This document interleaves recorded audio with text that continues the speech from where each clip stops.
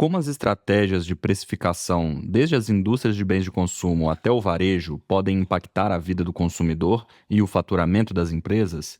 Como dados e AI influenciam os resultados e facilitam a construção e execução de uma boa estratégia de pricing? Saiba isso e muito mais agora no Data Circle Podcast. Bem-vindos e bem-vindas ao Data Circle Podcast, nosso podcast sobre AI e negócios, onde a teoria encontra a prática. Salve, salve, membros do Data Circle, a nossa comunidade que une a tecnologia com os negócios. Estamos aqui para mais um episódio do Data Circle Podcast, uma iniciativa oferecida pela Artefact. E hoje, como de praxe, sempre, convidados super especiais. Comigo hoje está aqui Olivia. Oi, e aí, Oli, pessoal. tudo bem? Tudo bem? Já participou, já virou sócia aqui do podcast. Quase.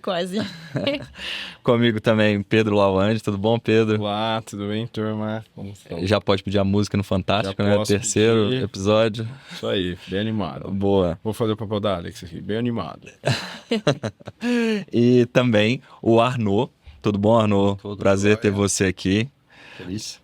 E, bom, acho que hoje é um tema que impacta a vida de todo mundo, todo consumidor, ou seja, todo mundo, que é relacionado ao pricing, né? O que é pricing? O que é a estratégia de pricing, principalmente pensando ali no setor de varejo? Aí eu vou passar a palavra aqui para o Arnaud para falar um pouquinho para a gente nesse início, o que é esse conceito e por que é tão importante a gente falar de pricing ali, pensando no impacto que isso traz para a gente, para a nossa vida.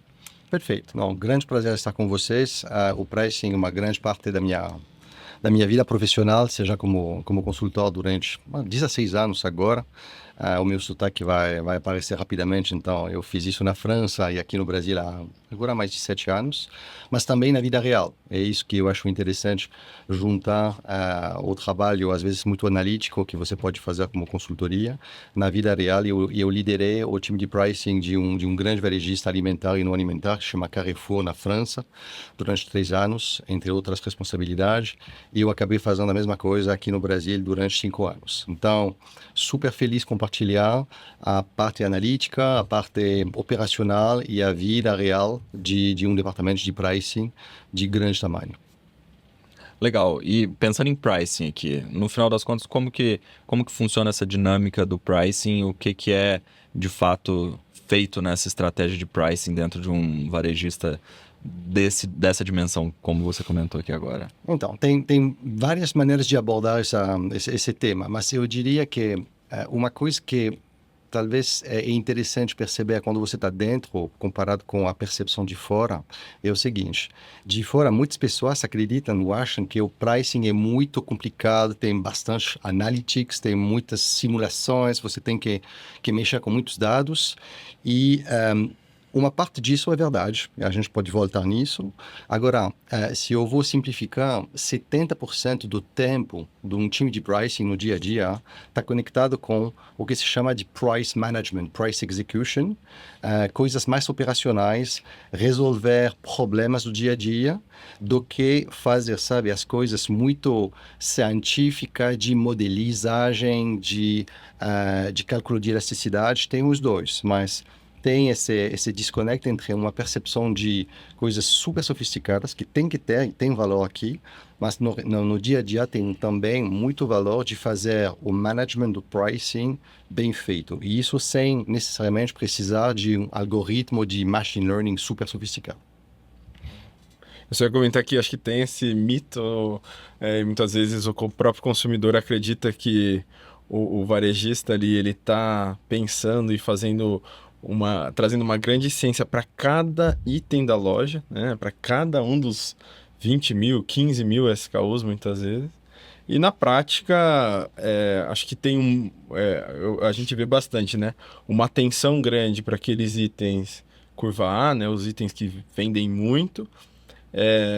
E essa atenção tem muito de análise, mas também tem muito de empírico, né? Porque no final a decisão de preço ela passa, sim, por uma área de pricing, uma capability de pricing, mas também tem muita discussão, principalmente com o comercial, né? O time comercial acaba trabalhando bastante casado aqui na conversa. E é muito comum também ter muitos SKUs que às vezes ficam dependentes, justamente quando comentou do price management, né? Porque eles não vão ser discutidos no dia a dia, eles não só, mas eles a diferenciação de um varejista que faz bem feito versus aquele que não faz bem feito, é ele ter uma tratativa recorrente para esses itens também. Aqui, pessoal, talvez para ter um passo atrás, porque a gente fala muito do preço do retail, né? O preço para o consumidor final, mas tem toda uma cadeia de valor atrás, né? Com muitos stakeholders envolvidos, até as marcas e tal. Consegue me explicar um pouco dessa cadeia de valor e o que significa preço para cada etapa, finalmente, né?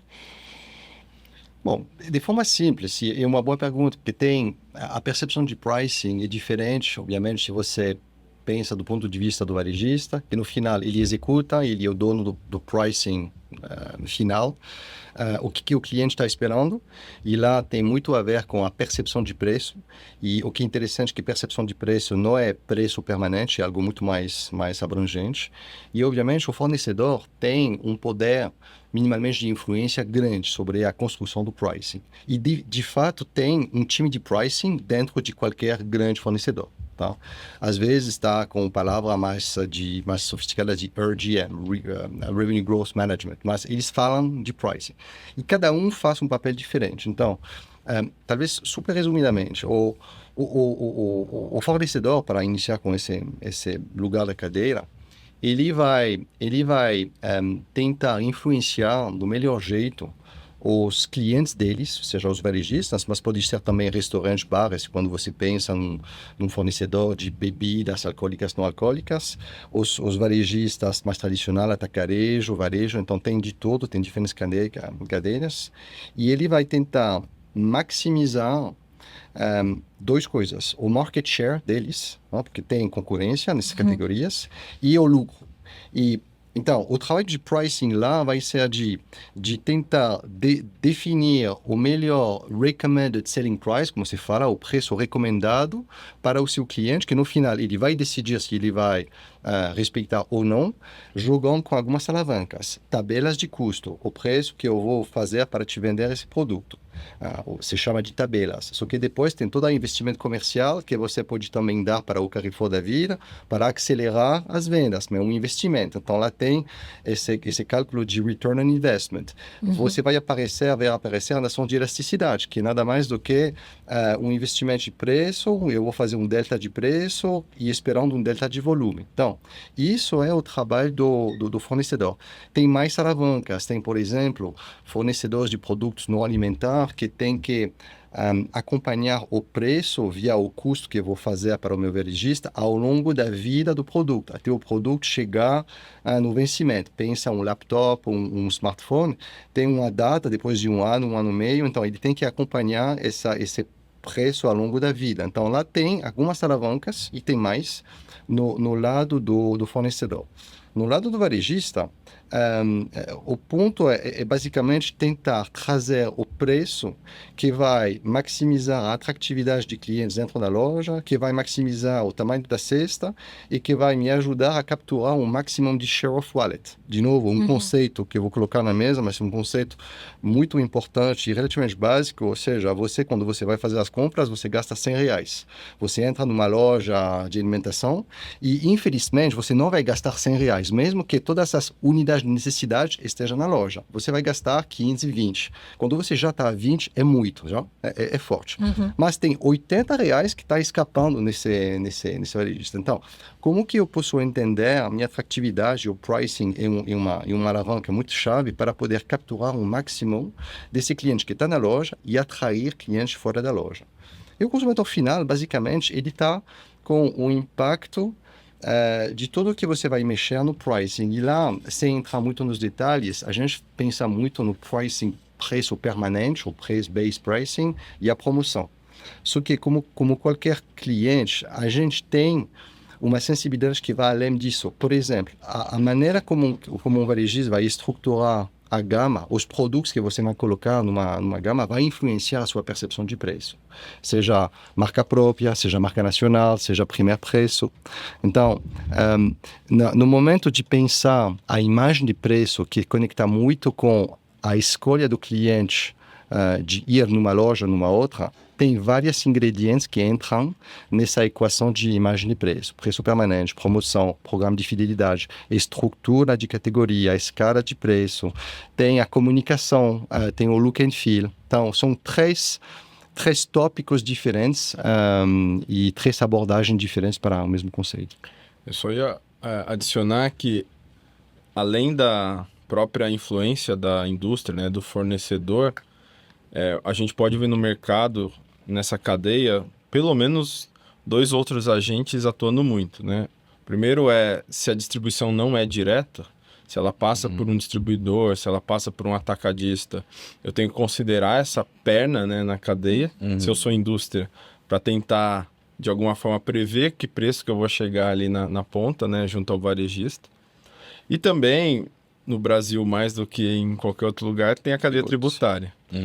Que isso é, assim, né, um capítulo, né, um podcast à parte aqui, talvez, para a gente trazer até alguns especialistas para a mesa, que pode adicionar muita complexidade para a gestão, de fato. Isso impacta não só a indústria, né, que está ali gerenciando vários varejistas, e tentando prever, né, qual que é a margem desse varejista versus os outros, assim por diante, mas também os próprios varejistas, porque o que acontece muito, se eu pegar a cadeia do eletro, por exemplo, dos bens duráveis, acontece muito evasão de produtos entre os estados, e isso influencia diretamente a precificação desses produtos. Total. Então tem varejistas super competitivos, porque eles brincam, eles têm a capacidade ali, e até assim, assumindo que é de forma legal, mas eles podem brincar com uma malha tributária entre as diversas lojas, da onde ele tem o CD, põe a loja.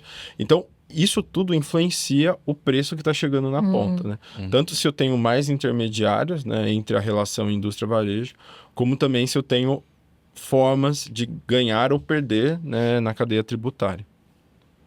Na verdade, tem um ponto, estava pensando, outras dimensões e agentes, que na minha experiência está um pouco menos quente aqui no Brasil do que, por exemplo, na França, que é a importância do governo e das regulamentações. Mas, de novo, no Brasil tem a teoria, mas a prática ninguém está fiscalizando o varejo pelo fato de vender abaixo do custo de compra. Tá? Na França e em outros países na Europa tem essa lei de proibição de vender abaixo do preço net, ou seja, você não pode vender preço de venda abaixo do seu custo net, senão você vai na carcela, é direto, e o risco jurídico e econômico é gigante para varejo. Então, e uma dimensão adicional que estruturalmente entra muito forte na otimização de preço. Aqui no Brasil, felizmente ou infelizmente, você pode vender a preço de banana uma contrafilé, se você quiser, tá? Esperando que isso vai trazer pessoas que vão comprar e você vai reequilibrar. Mas em alguns países é uma dimensão muito forte também. E assim, você deu o exemplo do contrafilé preço de banana, e me veio um outro ponto que você falou relacionado à promoção. Como que funciona a questão da promoção dentro da estratégia de pricing? Porque dependendo do lugar, a gente já cansou de ver, por exemplo, na Black Friday, promoção 50% de desconto do dobro do preço, né? Que aí no final das contas volta para o mesmo preço anterior. Ou então, às vezes, dependendo do segmento ali, talvez pode ser um tiro no pé de você fazer uma promoção e seu cliente ficar acostumado sempre a comprar só quando tiver promoção. Como que funciona essa dinâmica dentro do varejo também? Promoção é algo muito sensível em qualquer país no mundo. Eu vou te falar uma mistura de experiência e também de crença pessoal. Se você fala com portas fechadas com todos os varejistas, eles se falam a mesma coisa. A gente seria muito feliz sem promoção. tá? A promoção é uma droga que foi inventada um momento e, infelizmente, quando alguém faz, você está no mercado. Então, se você não faz, você tem um problema. Você tem que jogar com as jogas do mercado. Mas só para te dar uma anedota muito interessante, olhando o que aconteceu durante o Covid. Durante o Covid, em 2-3 semanas, estava no Carrefour nesse momento, pilotando entre o pricing e uma liderança comercial. Em 2-3 semanas, o Carrefour iniciou e os outros varejistas seguiram super rapidamente. Eles desligaram, não sei, 80% da atividade promocional. Coisas que era nem um mês antes, algo totalmente impensável. Você iria falar disso, você iria ser desligado no momento. Mas a TV acabou, promoção na TV acabou. Boom, você desligou tudo. Folheto promocional, nada. A gente vendeu com preço cheio por diferentes razões, tá? A gente não queria trazer aglomeração, então tinha todo um contexto para evitar de realmente trazer mais fluxo da loja do que necessário. Mas o que aconteceu é que todo o varejo, a nível mundial, melhorou o nível de margem de 2-3 pontos. E foi anos, entre aspas, fantásticas. É muito duro falar disso pela tragédia, mas o varejo alimentar, pelo menos que tinha lojas abertas, descobriram que você podia vender, você podia acelerar as vendas sem promoção. E o objetivo da promoção é acelerar as vendas, o top line, só que alguém tem que pagar o desconto promocional. Só que lá funcionou e outro aspecto positivo de vender mais é que você vai reduzir o peso percentual da quebra. Então, realmente foi fantástico sem promoção. Agora, você sabe do mercado brasileiro, ainda mais do que eu, é um mercado muito promocionado. Quando na França a média é 25%, 30%, aqui é muito facilmente 40%, 45%, 50% ou até mais no alimentar. Você falou de eletro, às vezes eletro é 80%, 90%. Então, essa promoção tem que fazer de forma inteligente. O que significa fazer de forma inteligente? É fazer uma promoção que seja positiva na incrementalidade, seja de venda adicional ou de margem adicional. Você vai fazer um esforço do preço no produto para poder criar um volume adicional, se chama um lift, um uplift de venda, que vai ser valorizado num preço menor, mas pelo fato de vender mais e pelo fato de, idealmente, ter negociado uma parte desse investimento com o fornecedor, net, o objetivo é de trazer um lucro incremental, uma venda incremental e um lucro incremental, comparado com uma situação onde você não iria fazer nada, porque se chama baseline. Então, rapidamente você percebe que esse negócio não é tão trivial calcular. E o que é muito comum, infelizmente, é você entra nessa loucura de promoção. A promoção rapidamente traz um lift de venda. Então, a não ser que você faça uma falsa promoção de 5%, que acontece também. Então, lá você só cria a complexidade, mas você não tem um impacto de venda. Mas quando você cria um impacto de venda maior, o problema depois fica na base histórica de dados que você cria, porque depois de um ano você volta numa base maior de venda e o varejo tem que vender a mais do que o ano passado, tá? Então, você tem que fazer bem esse negócio, porque senão você vai alugar uma venda de curto prazo que vai cair no momento onde você para de fazer esses estímulos de promoção, e se você não faz bem o cálculo de investimento, você na realidade, você queima um monte de dinheiro. Agora, último ponto, que está muito conectado com o comercial. O Pedro falou uma coisa importante. O pricing, por mais que pode ser times diferentes, pode ter governança para separar quem faz a precificação do quem compra, tem muita conexão com o time comercial. E a promoção tem exceções, tá? Mas uma promoção que funciona bem é uma promoção que precisa de um supplier funding, de um fornecedor que vai contribuir nesse esforço. E o supplier tem um interesse porque você vai vender mais. Só que alguém tem que pagar esse 20%, 30%, a terceira unidade grátis, se você comprar dois, isso custa muito dinheiro. E quando você pensa varejo alimentar, a gente joga no terreno onde o lucro neto no final é pequeno, é low single digit, falamos de 3, 4, 5 pontos percentual. Então, você pode fazer um monte de besteira, esperando um monte de clientes entrar, esperando que, vou fazer uma promoção sobre contrafilé de bife a preço de banana, esperando que o cliente que entra lá, ele vai comprar um monte de outras coisas. Só que, infelizmente, o cliente não é bobo. Ele pode comprar esse bicho e depois não comprar nada e você está numa situação diferente do que você estava esperando. Eu ia comentar 2 pontos, né? O último que o Arnaud comentou da relação com o comercial, e quão importante é você trazer o fornecedor para a mesa, porque aí você começa a trabalhar numa visão mais positiva da relação fornecedor-varejo, que é a visão de sell-out que a gente fala, né? Mais Então, colaborativa, né? Exatamente. Que aí você consegue sair da relação compro e negocio na compra, mas para negociar na venda, né? Significa que eu tenho um preço, né? O preço está combinado, mas se é para vender mais, vamos junto nessa, né? Eu acho que esse é um ponto que eu acho que o mercado brasileiro está mudando um pouco agora, mas que ao mesmo tempo nem tanto, porque é um jogo que, por exemplo, com atacarejo já é mais difícil e tal, que é um mercado no lado do varejo que está crescendo bastante. Acho que esse era um ponto-chave. E aí, voltando no início da conversa da promoção, eu só queria trazer um outro ponto, eu acho que o Arnaud pode comentar também, porque ele conhece tudo sobre isso, que é a diferença entre elasticidade de preço e elasticidade promocional. Existe, né, isso, né, todos os estudos, e acho que na disciplina de pricing, essa separação.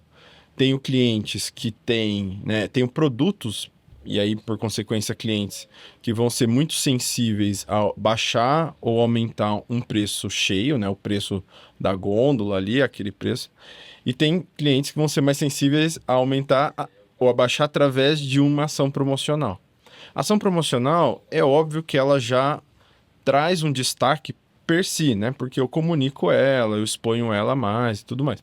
Mas pensando somente na relação preço, essa elasticidade é diferente em muitos itens, né? Em boa parte dos SKUs, porque o cliente tem uma sensibilidade diferente, né? Não é que uma é melhor, outra é melhor. O segredo é você saber trabalhar as duas juntas, né? E aí que está um pouco da dificuldade. E agora que, Pedro, você trouxe essa parte da elasticidade, justamente, eu queria entender um pouco melhor qual que é o papel de dados e a TIA para tomar essas decisões, porque a gente falou no início que no final é muito sobre a execução, né? Tem uma parte muito operacional, tem esse assunto de posicionamento estratégico versus os competidores, versus o que o consumidor final espera. Enfim, como que vocês percebem que os dados podem ser úteis nessa jornada? Você quer tomar? Ou... Não, começa aí. Grande pergunta. Bom, tem duas coisas. Então, podemos voltar depois no assunto de pricing versus promotion. Isso conecta com a percepção de preço, a percepção de valor do cliente. Mas respondendo a sua pergunta de dados, e talvez seja trivial para algumas pessoas que estão ouvindo e para outros não. O Pedro falou de quantas referências ativas tem numa loja. Só para pessoas compreender o tamanho da complexidade pelo volume de dados, tá? Um hipermercado, vou chutar, um hipermercado alimentar tem facilmente 15, 20, 25 mil referências ativas. Quando você multiplica isso por centenas de lojas, você já começa a ter algo bastante parrudo. Quando você vai no varejo de DIY, de bricolagem, pode ser 40, 50 mil referências fácil, tá? E nem vou tocar o assunto de roupas, onde você tem cores, tamanho, que isso é um dor de cabeça inferno. Então, mesmo sem ir no tamanho de elasticidade, de modelagem sofisticado, quando eu falo de price management, a parte mais operacional, você precisa de ter a capacidade de mexer com um volume absurdo de dados. Absurdo. Sabendo que uma outra dimensão que talvez não todo mundo sabe, que é engraçado, é um valor igual em todos os países onde eu trabalho no pricing, seja na Espanha, na França, no Brasil e outros, 30% do sortimento de qualquer varejista, B2C pelo menos, que eu entendo, muda de um ano para outro. Então, 1/3 do sortimento está mudando.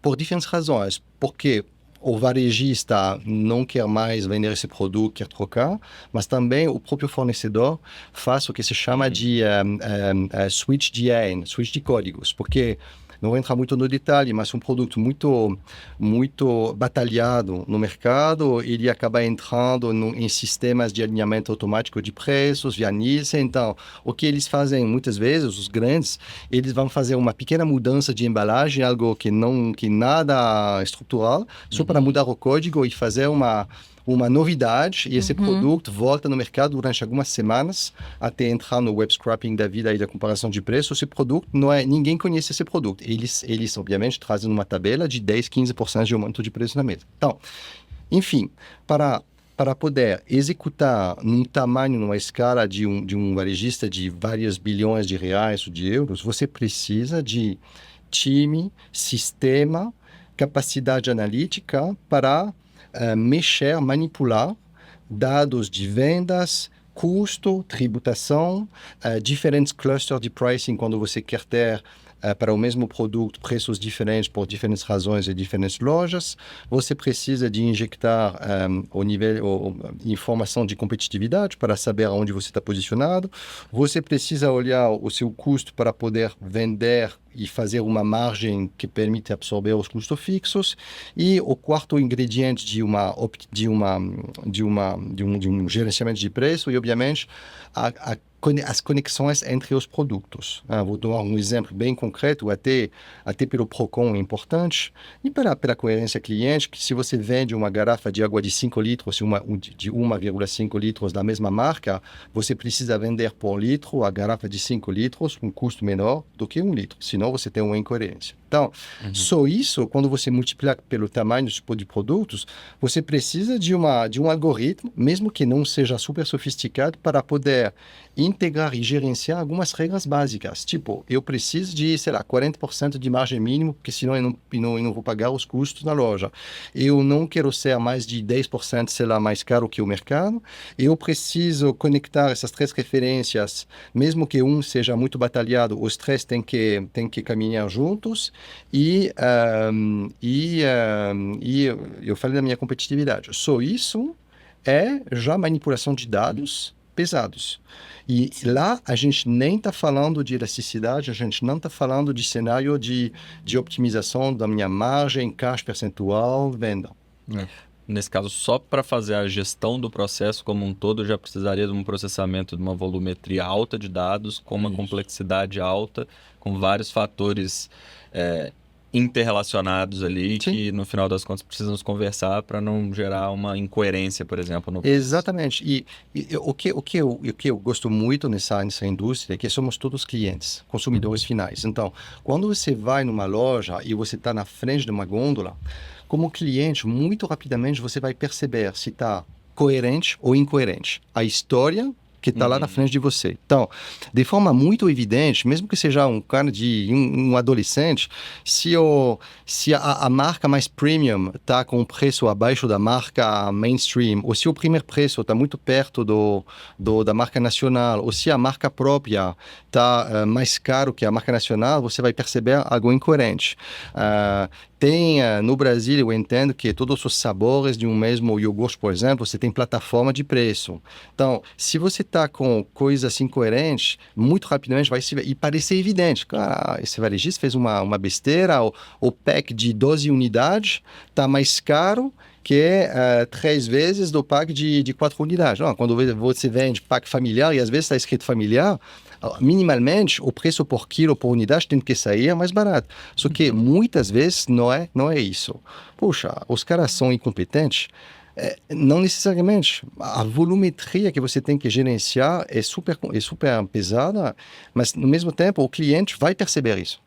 Então, isso é... Voltando à sua pergunta, heavy lifting de dados e capacidade de integrar e já começar a ter um algoritmo.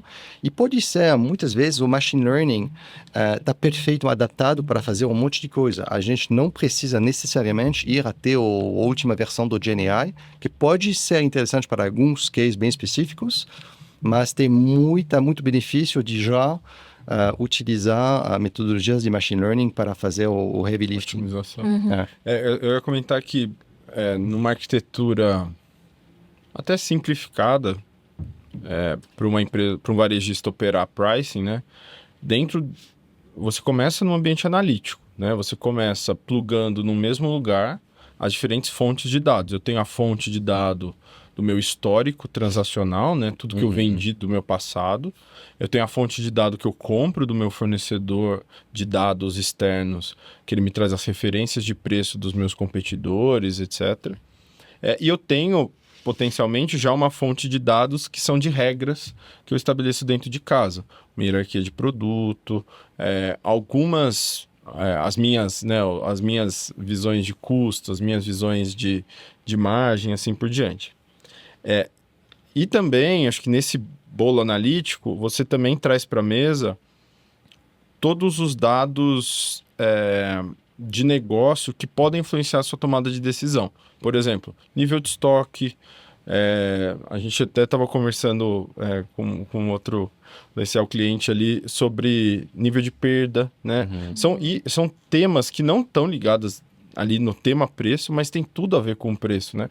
Porque por uma questão de estoque, uma questão de perda, eu posso ir lá e tomar uma decisão diferente. Então, eu começo com uma camada analítica, onde eu estou juntando todos esses dados, e só ali, né? Só de fazer isso bem feito, eu já consigo tomar um monte de decisão um pouco mais empírica, mas, né, olhando para esse tipo de informação junto.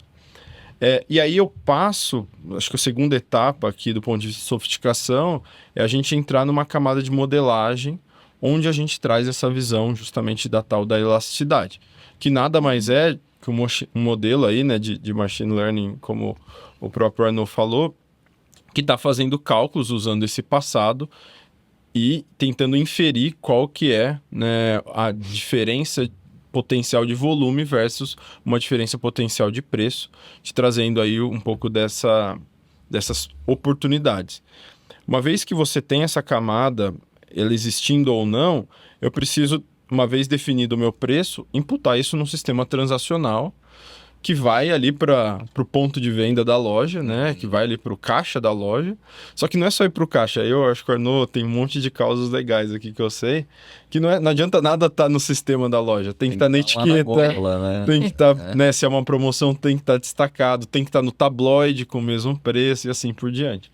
Então, é interessante que a parte analítica, ela é uma etapa dessa cadeia de operacionalização. Depois tem outras que tem tudo a ver com sistemas também, mas não é uma questão de inteligência, é uma questão de operacionalização. Tem uma questão de um delay, né? Até aquela inteligência conseguir chegar na ponta pelo simples fato de você ter que ir lá, por exemplo, pregar a etiqueta da promoção no lugar. Exatamente. Onde está o SKU. Então, tem isso, e acho que é o ponto operacional que o produto está pensando, é também a volumetria de trocas de etiquetas que você vai produzir como consequência de trazer uma simulação de pricing. E isso é a parte operacional também que é interessante. Não dá para...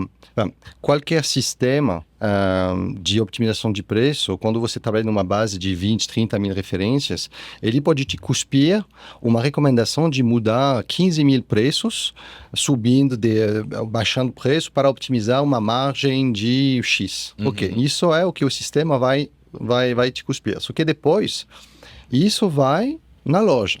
E lá, se a loja te fala que ela pode trocar até 500 preços sem fazer a besteira, é 500. Se você manda no sistema, você aperta o botão e você manda 2.000, 3.000, 4.000 preços, como eu vi, caso real de um hipermercado, quando eu cheguei em 2017, 4.000 preços, misturando preço permanente e preço promocional, você vai criar, por definição, divergência entre o preço da gôndola, que vai ser errado, porque ninguém tem a capacidade humana de trocar, mesmo chegando às 5 da manhã ou passando a noite inteira na loja, e você vai criar um dos maiores atritos dos consumidores, que seja, estou na caixa, o sistema recebeu o preço, 2,99, mas a etiqueta estava errada, porque o cara não teve tempo de trocar. E isso é um dos maiores atritos, e isso é internacional, não é Brasil, França, internacional. Agora, uma anedota de uma solução boa para um problema que está mal pensado. Eu não vou dar nomes, mas você sabe que existe agora etiquetas eletrônicas, tá? Então, quando você está numa organização de preço permanente, de variação, por N razão, você muda o tempo todo os preços, porque a concorrência acabou de mudar. Você tem uma atividade promocional muito intensa, porque o seu modelo comercial precisa da famosa recomposição promocional. Então, você está com essa volumetria gigante de trocas de preço, e lá alguém está chegando com uma proposta de etiquetas eletrônicas. Então, eu vi pessoas bastante senior falando, puxa, mas isso é fantástico, isso vai resolver o nosso problema. A gente precisa disso. Não. Por que você quer fazer tantos volumes de mudança de preço? Que, by the way, ou mais você muda os preços, mais o cliente vai ficar incômodo. Isso resolve um problema, você não está atacando as coisas raiz. Você quer mudar tanto, você quer ser price follower. Então, cuidado, porque esse produto tem um custo elevado no Brasil, porque pela importação. Então, tem tecnologia que fazem coisas bacanas. E não estou falando que etiquetas eletrônicas não seja algo muito legal, mas não pode ser uma maneira de compensar uma situação que você não controla e que você não quer ter, de certa forma. Então, em ponto, tecnologia também tem que adaptar a tecnologia na sua estratégia, não usar a tecnologia para compensar uma fraqueza do que você quer fazer no pricing, porque é muito rápido, é muito fácil ser price follower e copiar o que está lá no mercado. Até porque também imagino que, vamos supor que exista uma recomendação de 15 mil trocas de preço. No final das contas, não necessariamente essas 15 mil são necessárias, elas vão mover o ponteiro do jeito que deveria, né? Talvez as primeiras 500 sejam suficientes para mexer o ponteiro do jeito que é esperado. Exatamente. E pensando aqui naquela questão da promoção, né? De novo aqui. Promoção acho que é um exemplo legal, porque quem é consumidor aqui e está assistindo o podcast, sempre todo mundo gosta de promoção. Todo mundo gosta de promoção. E tem alguns casos que a promoção é tão normal que você não comprar na promoção parece que você está pagando caro, né? Tipo, por exemplo, tem alguns sites, isso acontece muito em alguns sites que eu conheço aqui, que o mínimo é 20% de desconto. E aí você vai pesquisar em outros lugares, o preço com 20% de desconto é meio que o preço normal do mercado. E aí, quando não tem desconto, o cliente simplesmente é meio que uma banalização da promoção. Em outros lugares, ter a promoção parece que é, por exemplo, no segmento de luxo, vamos dizer, ter promoção é uma coisa ruim. Porque aí acaba que desvaloriza o produto, que ele deveria ser meio inacessível mesmo. Como que, no final, vamos trazendo o ponto da tecnologia aqui de novo, para a gente dar um exemplo, como que a gente conseguiria trazer a tecnologia para ajudar a responder essas perguntas sobre aquele tipo de produto, qual promoção que eu deveria ter, ou qual que é o preço básico, como que funcionaria uma aplicação nesse sentido? E considerando toda a complexidade que a gente mencionou também, né? O número de SKUs, especificidades regionais, assim, as combinações nessa equação são infinitas, né? Então, qualquer, 80, 20% de coisas legais para fazer e para endereçar.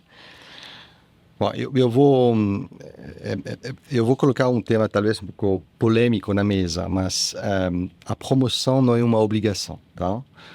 Você sabe do Brasil, você sabe da penetração da promoção em qualquer varejo, mas também tem o famoso atacarejo, que mesmo que o atacarejo, o açaí, o atacador de hoje é um pouco diferente do açaí e o atacador faz 5, 10 anos, é um modelo de sucesso, que está muito analisado de varejistas de outros países, porque só existe no Brasil, eles estão começando a espalhar, mas esse modelo só existe no Brasil. É um modelo de sucesso gigante, eles estão ganhando cota de mercado há anos, tá?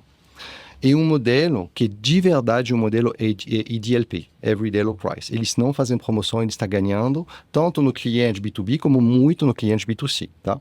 O modelo está evoluindo um pouco. Agora que tem mais e mais concorrentes, pela consequência de ser um motor de crescimento, o Me Too da vida começa a querer capturar mais clientes B2C e eles fazem sim um pedaço de promoção, mas nada a ver com o varejo tradicional que tem essas promoções com cartaz lá que você fala. Então, primeiro ponto, você pode ter sucesso no varejo sem necessariamente depender e fazer essa atividade promocional. Isso é um ponto importante. Tem muitas pessoas que vão te falar, puxa, Arno, você é francês, você não entendeu nada. Olha, o Walmart, eles tentaram 25 anos no Brasil fazer o EDLP e eles não queriam fazer promoção porque é o modelo americano e eles acabaram de ser vendidos pelo fundo lá, você sabe da história. Falso. Eles nunca foram EDLP. Porque ele estava olhando o mundo tal como eles queriam olhar, ou seja, o mundo varejo. Eles olhavam a concorrência do canal deles, só que qualquer estudo de cliente bem feito vai te mostrar que na França, no Brasil, um consumidor compra entre 5 e 8 pontos de vendas diferentes, tá? Então, o cliente, infelizmente, não está olhando, não está saindo de casa de manhã falando, eu vou no hipermercado, eu vou só no supermercado. Não, ele vai fazer as compras, ponto. Então, isso é um ponto importante. A promoção não é uma obrigação. Agora, a promoção é uma maneira de, pensando na dimensão comercial, uma maneira de capturar um dinheiro que o fornecedor tem lá para fazer o objetivo dele do mês.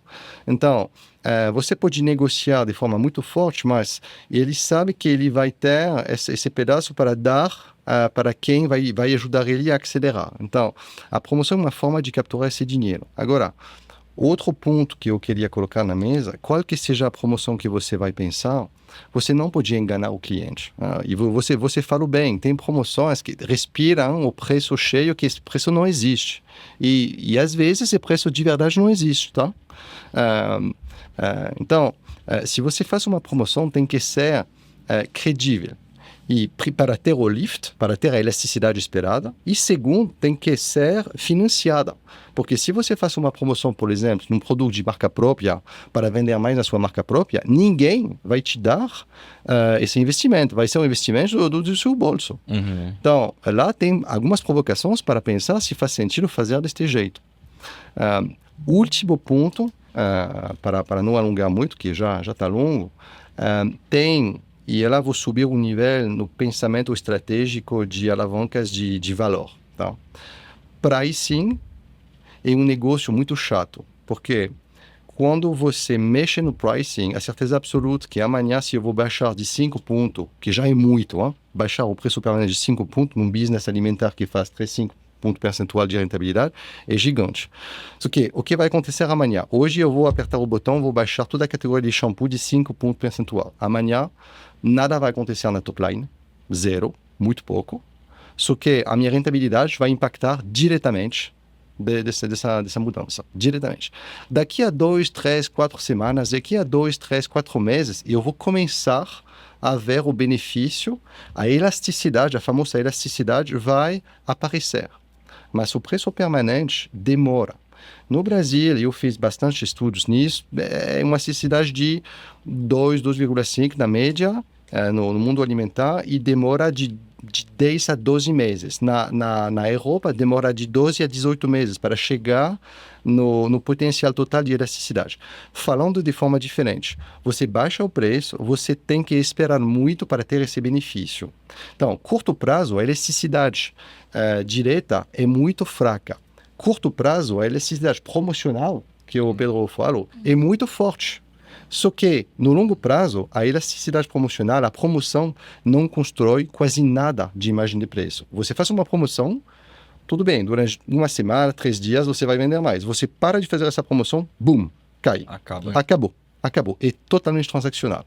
Só que o pricing, no longo prazo, isso te ajuda a construir uma imagem de preço, uma atratividade, te ajuda a fazer que o cliente vai colocar um pouco mais na cesta. Vai te ajudar, ainda com mais tempo, a atrair mais clientes na sua loja. Só que demora. E o varejo é complicado, porque esperar é complicado. Por isso é tão complicado mexer com pricing. Um exemplo concreto. Na França, 1 ponto percentual de mudança é 100 milhões de euros. Então, imagina a tentação no final do ano, com muitas etiquetas eletrônicas, de influenciar o cara que cuida de pricing para aumentar de sei lá, 0,2, 0,3, ninguém vai ver, o cliente não vai perceber. E você vai criar 20, 30, 50 milhões que faltam para todo mundo ficar feliz com um bônus e fechar bem um ano.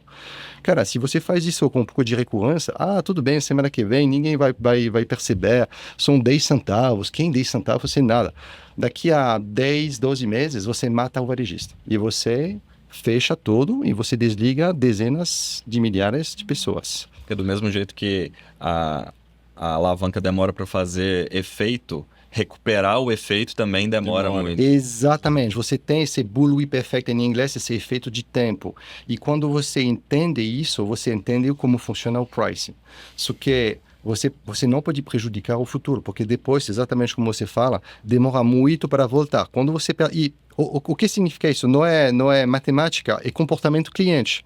Quando você aumentou um pouco a temperatura, puxa, eu tenho dificuldade de margem, vou aumentar um pouco, ninguém vai queixar, esse produto, a elasticidade é baixa, olha, eu aumentei de 20 centavos de reais, nada aconteceu. Só que você faz isso com 2, 3, 4, 5, 10, 20 categorias, no final o cliente chegando na caixa, ele vai perceber que quando ele gastava 100 reais, ele tinha 25 produtos. Agora, para esse mesmo 25 produtos, ele tem que gastar 110, 120. Então, vai chegar um momento onde ele vai falar, puxa, mas não.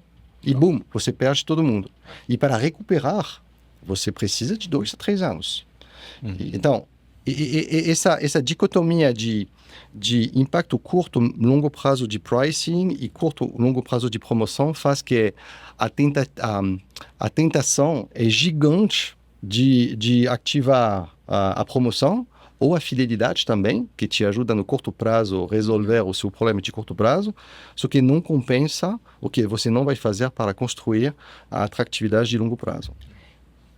Só ia comentar um ponto, que na prática, pensando no varejo alimentar, eu não sei se é quase tudo, mas assim, com certeza a grande maioria das promoções que a gente vê, ela é uma consequência dessa relação indústria-varejo. Ela é uma consequência dessas negociações que acontecem. Ele é menos 100% caso pensado analiticamente e mais oportunístico em cima das negociações que são... Por que isso? Porque a indústria ela precisa se diferenciar dos concorrentes dela na mesma gôndola. Então, como ela se diferencia? E cada hora uma quer se diferenciar, né? Então, meio que o varejista vai tentando pegar o melhor de todos. E aí ela se diferencia com a promoção. No caso do atacarejo, a grande diferença é que o atacarejo trabalha com sortimento menor. Que significa, tem menos concorrentes na mesma gôndola. Então, ao invés dele escolher com quem ele promociona, ele escolhe quem está na gôndola. Ele fala assim, você quer estar na minha gôndola, o preço é tanto. Topa. Força a oferta. Na verdade, não a oferta, né? Mas a compra. A compra, lá no início. Então, lá tem menos competição e menos, entre aspas, necessidade da indústria do lado da promoção. Mas isso eu concordo com isso já é passado. Porque eles começaram... Já começaram forte. Né? Eu acho que o lado promocional já está falando bastante.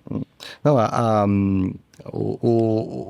promoção é um lugar muito interessante porque... E não quero aparecer ingênuo, tá? Exatamente como o Pedro acabou de falar.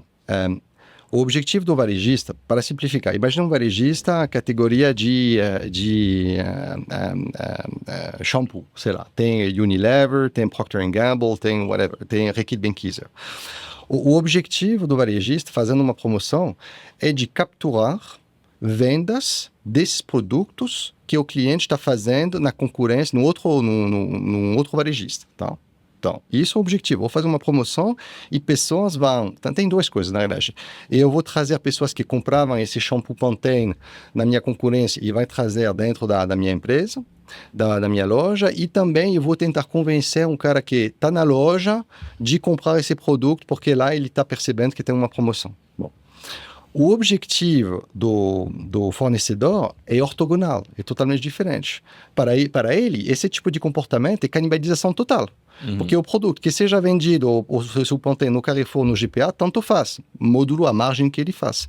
Mas o interesse dele de fazer essa promoção e de te dar esse dinheiro para fazer uma promoção desse shampoo é do cliente que estava pensando comprar o produto Dove mudar para o produto Pantene. E isso se chama para o varejista canibalização. Cara, então, de fato, 70% do que eu vi na minha vida, 75% das promoções têm um objetivo ortogonal entre o varejo e fornecedor. Isso é fato e falar diferente seria não ser realista. Agora, tem 25%, 30% de promoções que ou são lose-lose, por diferentes razões, eles destroem valor pelo sistema ou são win-win. Tipicamente, essa promoção vai te ajudar a trazer pessoas que não compravam essa unidade de licença azul, essa categoria na sua loja, e você vai convencer a aumentar a penetração dessa categoria via esse fornecedor. Então lá é win para você e é win para esse fornecedor, porque ele vai vender mais esse produto e você vai convencer o cliente que não comprava shampoo em você, ele comprava nas drogarias, na sua loja. Então, e lá o Analytics, bem feito, olhando todos os efeitos diretos e indiretos de promoções, e a gente pode entrar em um negócio bem chato de teoria lá, é bem sofisticado, mas quando você faz isso, você pode, trabalhando junto com o fornecedor até um certo ponto, olhar os dados, olhar o lift, olhar a baseline e costurar mecânicas promocionais que funcionam melhor para cada categoria, que seja um máximo win-win, matando totalmente o que não funciona já pelo sistema e, de certa forma, tentar fazer o melhor de promoção que trazem benefícios para os dois. Mas não é nada evidente. Não é nada evidente. E uma pergunta aqui, na prática, né? Até que ponto o fornecedor consegue influenciar o preço final ali na gôndola? Vamos supor, se eu sou um produtor de shampoo e a Olivia também é. Aí eu olho lá, vou um dia no seu supermercado e vejo que o meu shampoo tá mais caro do que o da Olivia. Aí eu falo, pô, Arnaud, e aí, me ajuda? Eu preciso vender, você vai ficar favorecendo a Olivia aí? Abaixa o meu preço aí. Até que ponto isso existe e até que ponto isso funciona? Eu posso até comentar que acho que existe muito, né? Acho que a indústria está o tempo todo olhando, principalmente para o que é grande, né? Para os grandes varejistas, que a gente fala que é a ponderada da indústria, né? Que são onde ela faz ali o grande volume. Porém, na mesma hora o varejista vai voltar e vai falar, me ajuda a te ajudar, né? Então, vende mais barato. Exatamente. Daí ele vai reabrir uma negociação que, se ela for uma negociação, se eles estiverem numa visão de mais sell-out e mais longo prazo, vai abrir uma negociação aí sim de incentivo, né? Que é onde entra os investimentos pontuais, que a gente fala, né? Os investimentos off-invoice, né? Fora da nota. Se é uma dinâmica de negociações recorrentes, eles vão para a mesa de negociação e vão negociar dentro da nota um valor, né, menor, porque ele está disposicionado. E acho que um dos grandes desafios da indústria é encontrar realmente qual é a execução que está acontecendo, né? Então, ela sempre vai estar buscando entender esse nível de execução. Execução, eu estou falando na prática aqui, é quanto que o varejista está cobrando do preço do produto dela, para em seguida começar a atuar, né? Uhum. Porque para ela, tem um monte de coisa que pode ter acontecido pro meu produto estar caro naquele varejista. A premissa que eu usei de margem para esse varejista pode estar diferente, pode ter uma questão tributária que eu não levei em consideração e pode ter uma questão de negociação do concorrente com o varejista. Uhum. Então, e aqui é onde a indústria entra forte e a dinâmica da conversa vai ser sempre essa. E aí eles vão voltar para a negociação, seja para pegar um investimento pontual e ajustar aquele preço por um tempo, né, que aí faz uma promoção, um abaixado, ou eles vão voltar para a mesa e negociar a tabela, né, no final das contas.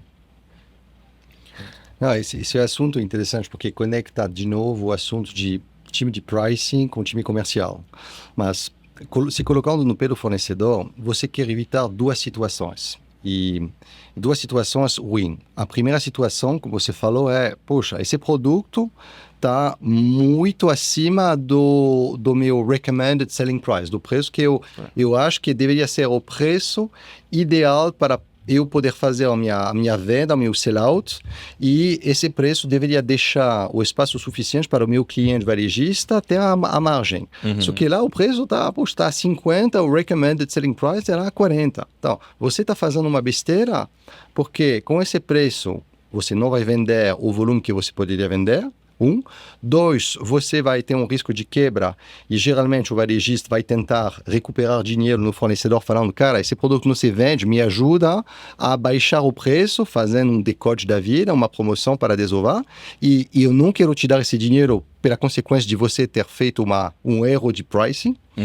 Então, terceiro ponto, o que vai acontecer se esse preço de 50 está errado, depende de quem está fazendo. Como todos os varejistas fazem pesquisa de preço, isso pode contaminar o mercado e todo o mercado pensando, vou tomar um exemplo, um grande líder, tá? Nem vou precisar dar um nome, está fazendo esse negócio, todo mundo vai copiar e de certa forma vai pensar, puxa, será que tem um espaço para valorizar, o cliente vai engolir isso? Então, você rapidamente pode contaminar e parar na venda. E depois, quem vai perguntar, me dá dinheiro para fazer uma promoção, é o varejista. Então, isso é ruim.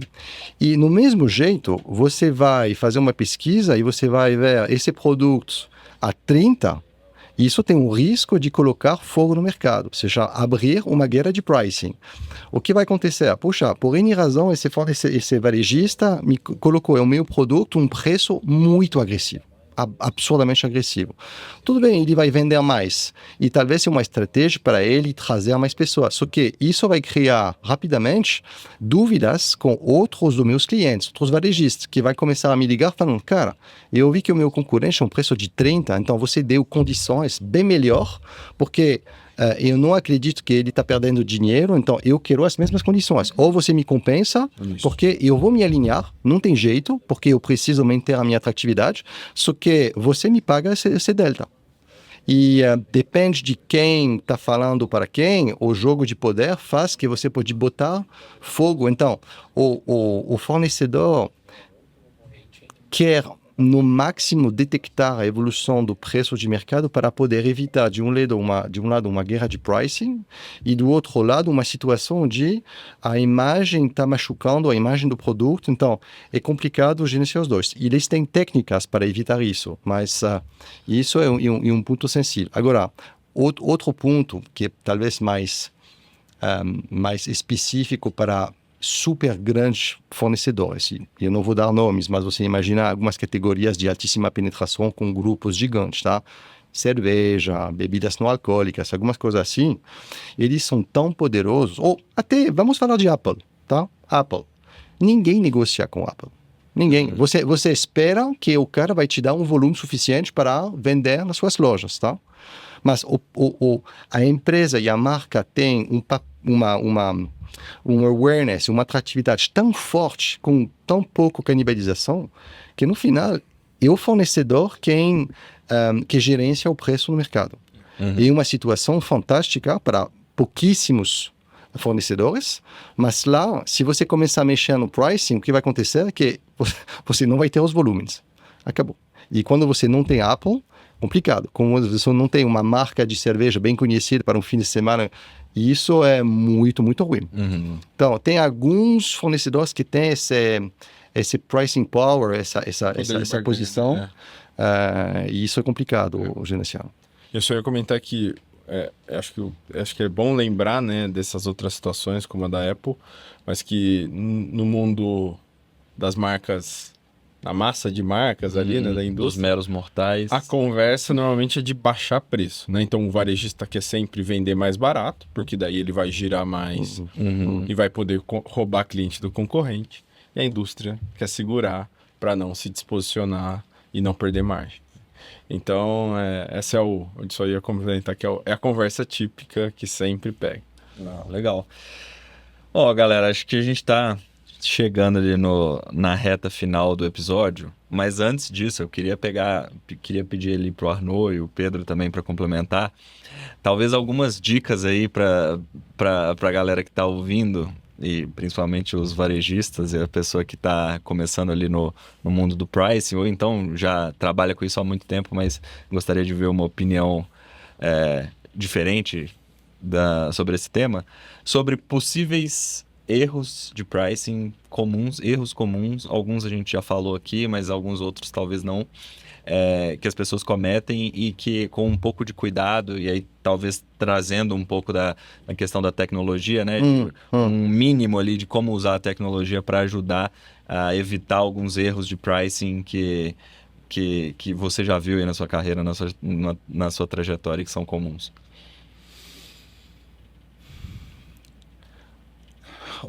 Eu vou te responder, não vou evitar a pergunta, tá? Mas eu acho que o erro que eu vejo é de não considerar ou desconsiderar o que um diretor de loja te mandou por WhatsApp como um problema e falar, puxa, não, isso é um outlier. Tudo bem, eu vou resolver esse ponto e não aproveitar, seja de um gerente de uma loja, será de SAV de um cliente que te fala de uma coisa, para tomar essa oportunidade de ir atrás ao fundo e compreender por que no final você chegou com o preço do garrafão de 5 litros mais caro por litro do que a mesma marca de 1,5. Porque lá tem um monte de aprendizagem que você pode fazer tratando a causas raiz que vai beneficiar talvez toda a loja da região, talvez a nível nacional.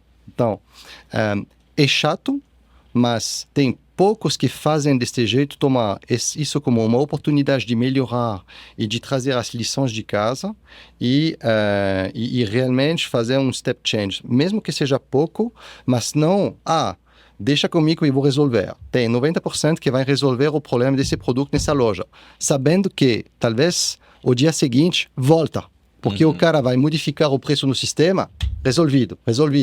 Não, você não resolveu nada. Falta uma conexão, uma associação a esses produtos. Você não fez esse trabalho, então volta. E eu vejo isso muito no pricing. É chato, mas quem faz isso com sistema, com disciplina, vai te ajudar a melhorar, seja problemas de conexão entre produtos, seja problemas de sensibilidade, um monte de coisa, seja a negociação que está errada. Puxa, esse preço está errado porque, na realidade, a negociação está errada, ou a negociação está certa, mas a tributação está errada, porque o código, você sabe que tem cada categoria, tem uma nomenclatura, e tem N razões, mas tem que ir atrás tem que olhar isso como uma oportunidade de melhorias e ter essa cultura de melhorias contínuas, de receber esse feedback como algo positivo e não como, puxa, a loja não está feliz. Não. Então, investigar a causa do problema. Exatamente, e transformar isso em fatores de melhorias contínuas. Agora, tecnologia pode te ajudar muito a escalar isso. Mas a filosofia fica igual. A filosofia é não vou resolver, não vou colocar um curativo. Não, vamos atrás, porque atrás tem algo para aprender. E como eu posso, depois que eu entendi, tratar isso de forma automatizada, robotizada, at scale. Porque quando estava na França, eu tinha um time de 45 pessoas no pricing. Chegando no Brasil, era 25 e eu acabei tirando 10 pessoas. Só que eu aumentei muito a senioridade das pessoas. Amanhã, um grupo de 10, 20 bi não deveria ter mais do que 3, 4, 5 caras, máximo. Só que a tecnologia está aqui para fazer esse heavy lifting de forma muito mais eficiente. E lá tem um valor gigante, que a filosofia não vai mudar, é não se conformar com coisas que podem parecer pequenas, que o cliente no chão da loja, olhando, ele vai detectar que isso é incoerente. E você pode fazer um trabalho fantástico em 95% do sortimento, os 5% que está incoerente vai trazer um desconforto e uma dúvida sobre desconfiança. Será que as promoções, essa promoção é absurda, mas você fez um trabalho fantástico em 90% do folheto promocional, para 2, 3 promoções erradas ou falsas, você traz um nível de desconforto. E isso é varejo, você tem que gostar disso, porque são detalhes, varejo é detalhe. Eu ia complementar também isso é uma dica, né? Mas acho que é um ponto de partida legal, que primeiro, né? Você começar a separar a capability de preço.